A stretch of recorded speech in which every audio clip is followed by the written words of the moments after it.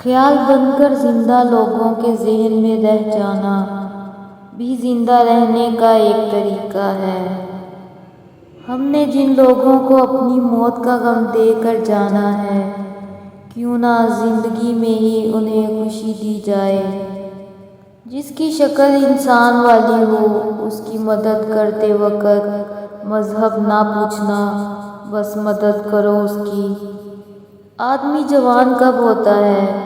جب وہ آئندہ کے خواب دیکھے۔ آدمی بوڑھا کب ہوتا ہے؟ جب وہ گزشتہ چیزیں یاد کرے۔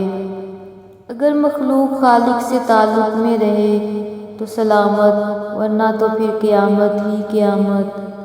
جس شخص نے ماں باپ کو پرورش کرتے دیکھا اور انہیں نہیں مانا، وہ اس خدا کو بھی نہیں مان سکتا جو نظر نہیں آتا۔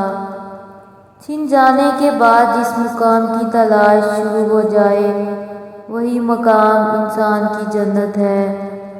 اگر تمہیں زیورات کی خواہش ہے تو کان میں سوراخ تو ہوگا۔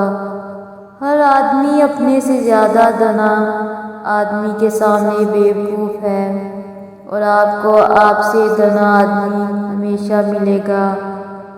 بہت سارے سوالات سے نکل کر جب انسان ایک سوال میں داخل ہو جاتا ہے، تب اس کا سفر واضح ہو جاتا ہے۔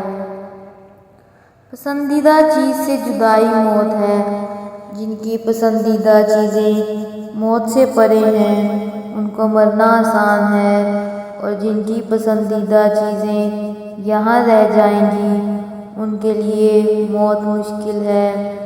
جو تمہیں اچھا لگتا ہے، تم بھی اسے ضرور اچھے لگتے ہو۔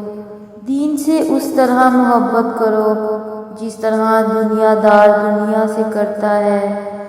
جہاں آپ اللہ کے سامنے جواب دہ ہیں، وہاں آزاد نہ ہو، اور جہاں آزاد ہیں، وہاں کبھی پابند نہ ہو۔ مغربی تہذیب اپنے منتہی انجام کو پہنچ گئی ہے۔ ان کی کوئی لذت ایسی نہیں رہ گئی جو گناہ نہ ہو۔ دشمن گھر میں آ جائے یا دوست گھر سے چلا جائے، دونوں حالتوں میں مصیبت ہے۔ اگر تیرے باپ کی شادی ہو گئی تو تیری بھی ہو جائے گی، تیری اولاد کی بھی ہو جائے گی، کیونکہ شادی پیسوں سے نہیں بلکہ اللہ کے حکم سے ہوتی ہے۔ اگر تمہیں پتہ چل جائے کہ تمہارا رزق اللہ کے پاس ہے تو تم رزق نہ ڈھونڈو بلکہ اللہ کو تلاش کرو جس کے پاس تمہارا رزق ہے۔ ایسا رزق جس میں زیادہ محنت نہ کرنی پڑے اور حلال بھی ہو، رزق کریم کہلاتا ہے۔ جہاں دو راستے ہوں وہاں سوچ آتی ہے، جہاں راستہ ہی ایک ہو وہاں سوچنے کی کوئی ضرورت نہیں۔ گناہ ہر اس عمل کا نام ہے جو تمہارے لیے نقصان دہ ہے۔